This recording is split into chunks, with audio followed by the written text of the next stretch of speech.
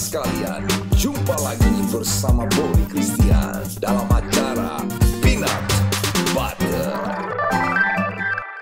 Pemirsa sekalian, apa sih yang terlintas di pikiran kita ketika kita mendengarkan kata pengorbanan? Mungkin kata ini tepat loh kepada seorang tentara yang mengorbankan dirinya untuk membela bangsa negara. Atau kepada seorang sahabat yang mau mengorbankan waktunya, tenaganya, hatinya untuk mendengarkan curhatan dari temannya. Nah, mari kita lihat apa sih arti pengorbanan itu. Pengorbanan adalah pemberian yang didasarkan atas kesadaran yang tulus, melakukan tindakan aktif untuk suatu tujuan tertentu tanpa mengharapkan balasan. Kalau berkorban biasanya terkesan kurang menarik loh untuk dibahas. Karena nggak ada orang yang mau atau bersedia untuk berkorban kepada siapapun atau kepada apapun juga.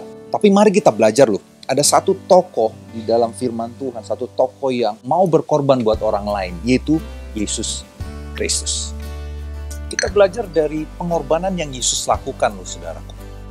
Yesus itu memberikan teladan bagi setiap kita bagaimana halnya berkorban kepada orang lain. Bisa bayangkan saudara, kehidupan Yesus sehari-hari, waktu dimanapun dia berada ketemu dengan siapa saja, banyak orang gak suka sama dia.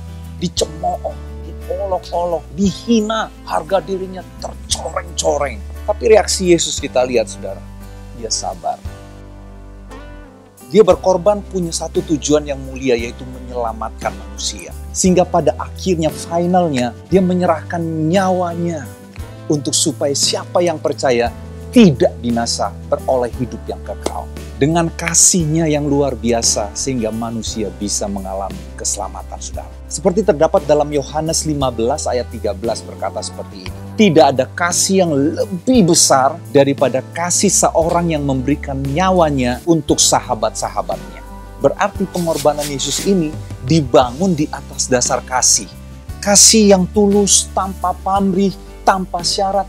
Nggak ada motivasi lain, saudara. Nggak ada kepentingan lain. Tulus dia, saudara. Mengorbankan dirinya supaya dia memberikan teladan bagi setiap kita bagaimana kita berkorban kepada orang lain. Nah, mari kita lihat dampak dari berkorban. Yang pertama adalah berkorban menciptakan kebahagiaan. Maksudnya adalah kebahagiaan untuk yang menerima, bahkan yang memberi pengorbanan tersebut. Sebagai contoh, waktu kita membantu teman kita yang sakit, untuk mengantar ke rumah sakit.